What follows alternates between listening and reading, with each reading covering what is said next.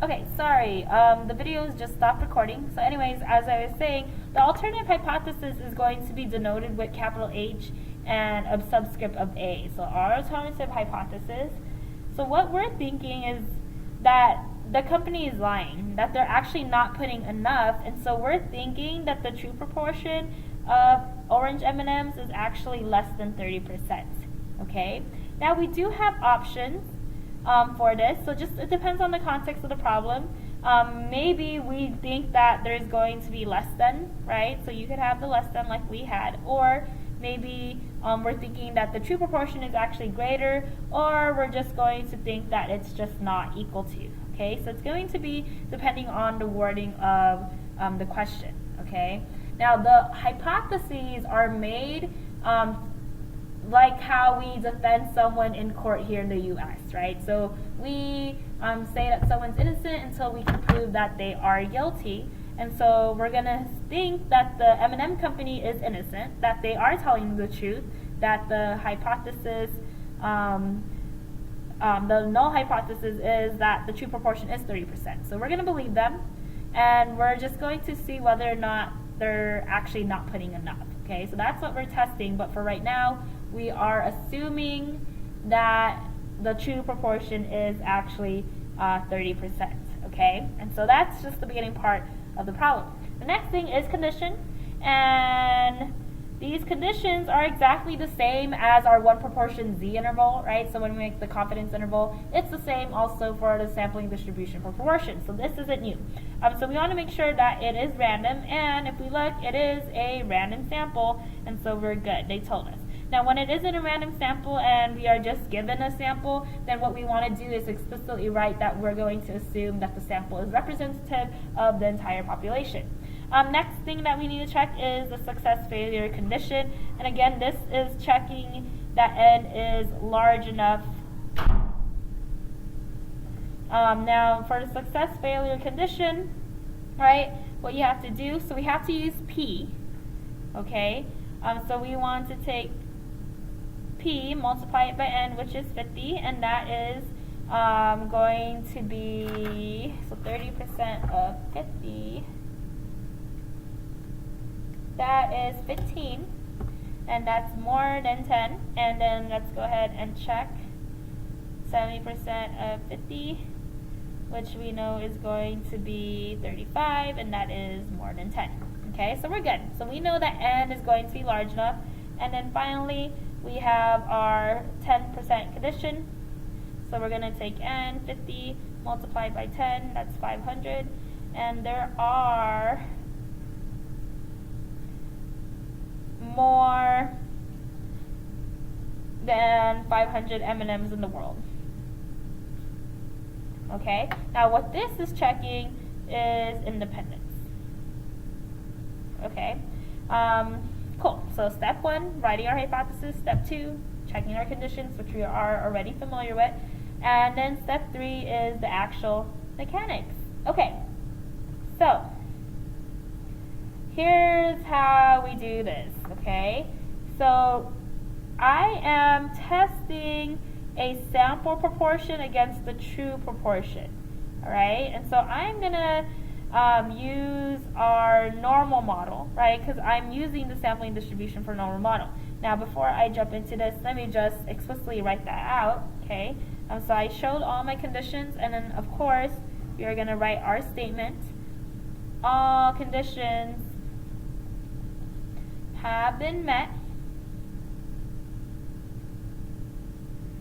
to use the normal model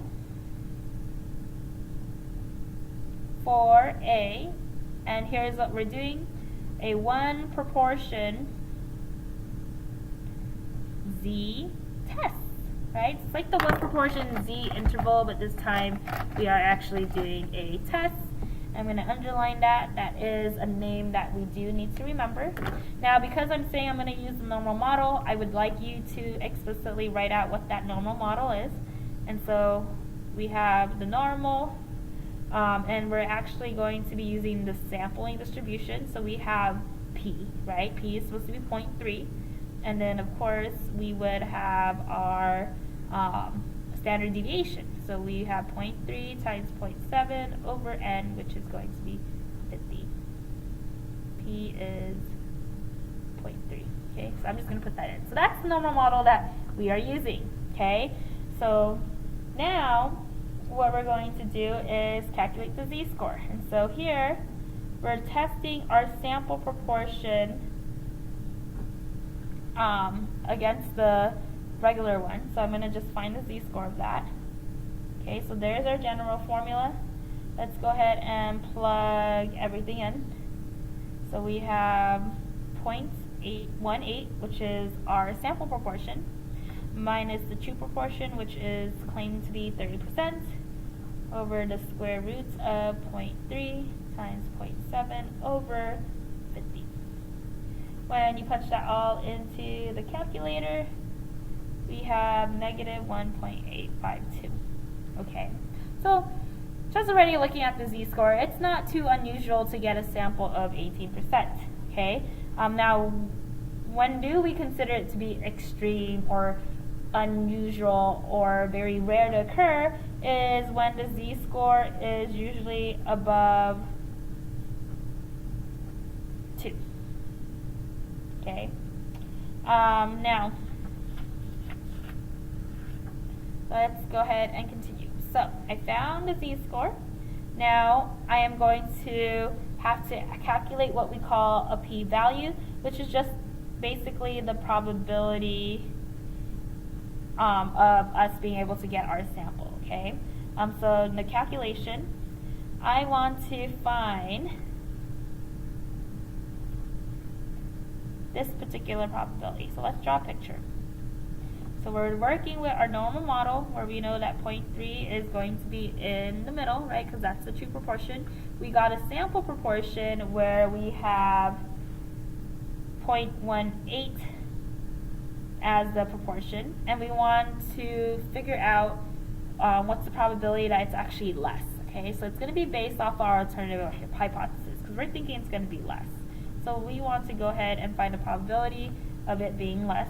Okay, and so that is just going to be us looking for the probability that our sample proportion is going to be less than 18%. And so what that looks like is us going to our z-table using this particular z-score. And so let me go ahead and get my z-table. I have a z-score of negative 1.85. So negative, let's see, 1.85, I have 0.0322, and that is the area below, so that's exactly what I want. I'm going to write that in, 0.0322. Okay, so this is the p-value, all right? That's my p. Now, what is p-value? So I did mention it's the probability. Now, let me go ahead and explicitly write that out. So this is the probability of getting our sample or something more extreme,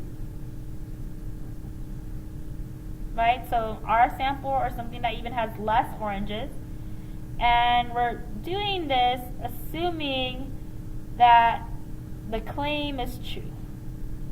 Okay, because we calculated this probability based off the fact that we're thinking that the true population proportion is going to be 30%. All right. Now the question, right, then is I need to then decide if that p-value is giving me enough evidence to say whether or not I should reject the claim or fail to reject it. Okay, so what p-value is low enough to reject that claim, and then that is where we run into our last step, which is going to be the conclusion. Okay, so I'm going to go ahead and flip this over here. So for us to have some type of parameter to compare that p-value to, we have what we call an alpha. Okay, this is the boundary level so that we can reject the claim. Now alpha, right, is just going to be using the alpha symbol from the Greek alphabet. Now common alpha levels, so we use 5%, sometimes we use 1%, sometimes you'll see 10%, okay? So it depends on the problem. Now, when there is no alpha level that is given to you, then it's just understood that you're going to be using a 5% alpha level, right? Now, this is what happens. If we see that our p-value is less than alpha, then we reject the claim. If the p-value is greater than alpha, then we do not reject the claim. Okay, here's a key thing. You never accept, okay? What we're saying, right, so think about, we assume someone is innocent until we prove them guilty, right? So if we prove them guilty, then we could reject their innocence. But if we couldn't prove them guilty, that doesn't necessarily mean that they are innocent, okay? So we're just not going to reject the fact that they're going to be innocent. That's what we're doing here. Now, once we decide what we're going to do, we have to write out our sentences here. So we reject. So if we decide to reject because the p-value is less than alpha, then we say that we reject the claim because the p-value of whatever your p-value is less than your alpha level of whatever. And then you're going to say we have sufficient evidence that, and then you want to talk about what your alternative hypothesis was, and that is going to be easy to write because you claim P. Or what happens is, the other thing that happens is that the p-value is greater than the alpha level, and that's when you fail to reject the claim. So you're going to have to write these sentences out. So these are sentences that we do have to memorize, okay? So you're going to see it again and again. So if you fail to reject because your p-value is greater than your alpha level, then you're going to write this out. We fail to reject the claim because the p-value of blank is greater than whatever your alpha level is. We do not have sufficient evidence that, and then you want to say whatever your alternative hypothesis is. Okay, so let's go ahead and actually do it for the problem that we just did. Alright, so I'm going to go ahead and go back over here. So maybe move this here. Now, looking at the initial problem, the question is just saying, do you think the company's claim is true? Right? And then it doesn't give us any significance level or alpha level to work with. And so what we're going to do is we're going to force our alpha to become 5%. Okay?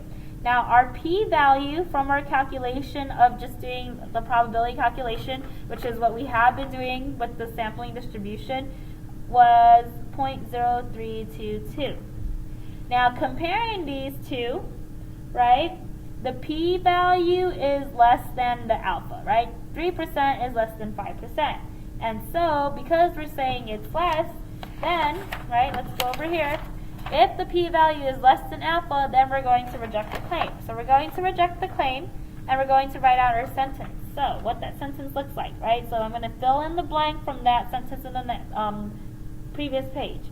So we reject the claim, which is HO. So we reject the claim HO because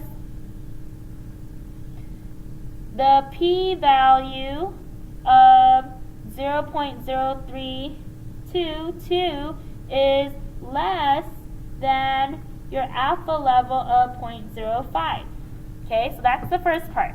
Now the second part, we have to then talk about the alternative hypothesis. We have to put context in this. So we're going to say we have sufficient evidence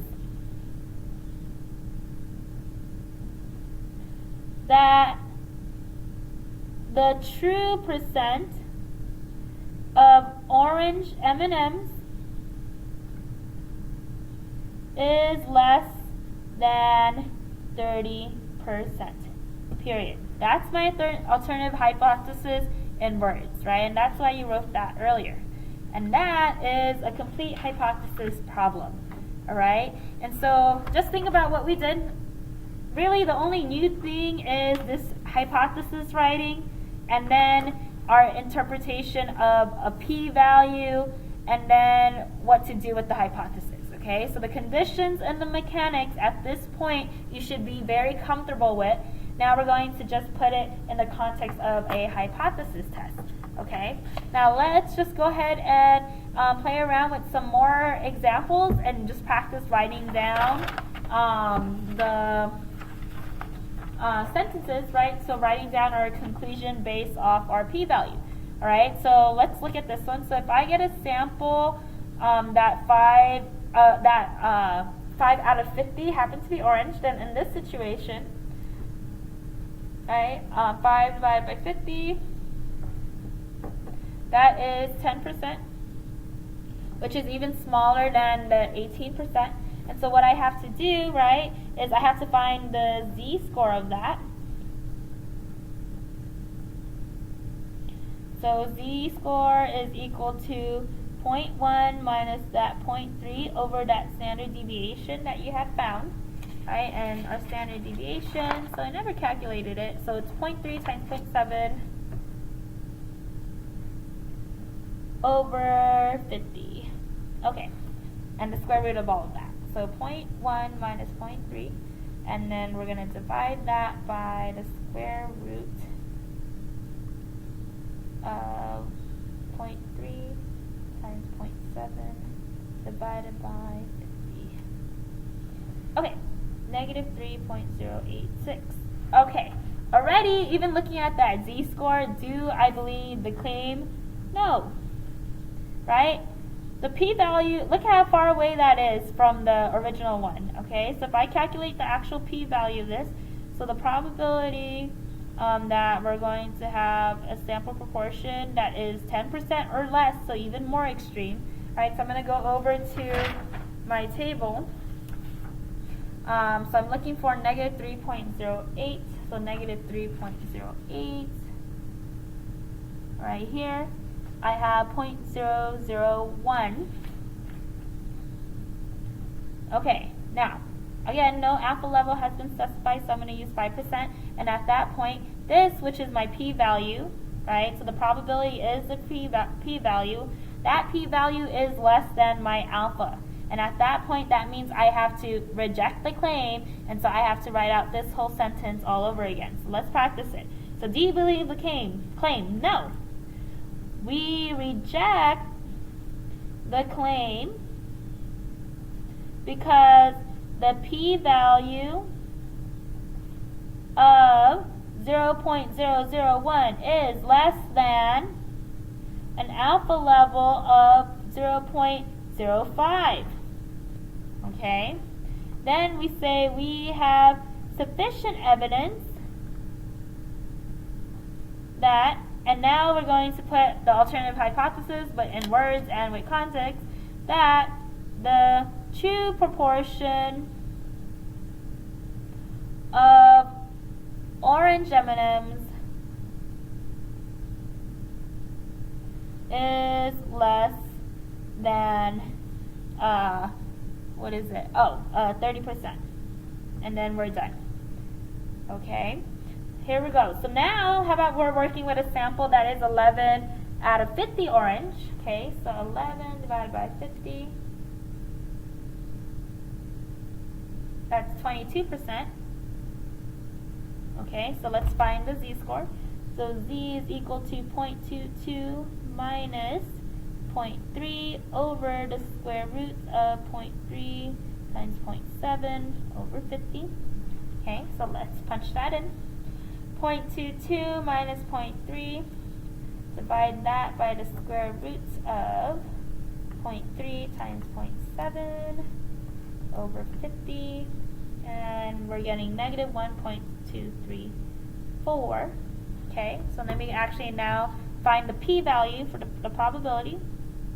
So p, p for probability, so the sample proportion is going to be less than that 22%. Okay, so now let's go ahead and look. And let's see, time for the z table, right? So negative 1.23. So negative 1.2, and here is 3. 0.1093. 1093. Okay, so this is our p-value. Alpha level has not been specified, so it's 5%. Now, for the first time ever, our p-value is actually more than the alpha, okay? So if the p is greater than alpha, then what we're going to do is not reject the claim, okay? So, do we believe the claim? Look, I don't know if we believe it, but we cannot reject it. Does that make sense? So we are going to write our sentence. We fail to reject the claim because the p-value of 1.1093 is greater than the alpha level of 0.05. Okay, and then we're going to do our second sentence. We do not have sufficient evidence that the true proportion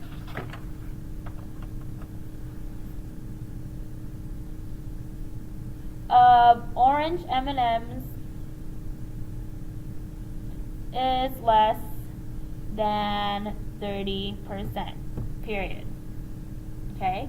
Because technically, right, like 22% is less than 30, but just because I have one example of it being less, that's not going to give me enough evidence. Okay? What I'm going to do is just figure out what's the probability that I happen to get a sample that has 22 M&Ms or even less, and if it's highly unusual for me to get that, then that's when we have an issue, right? If it's really, really unusual, then that then allows me to have evidence to even doubt the fact that there is truly 30% M&Ms, orange M&Ms in every single M&M bag in the world, okay?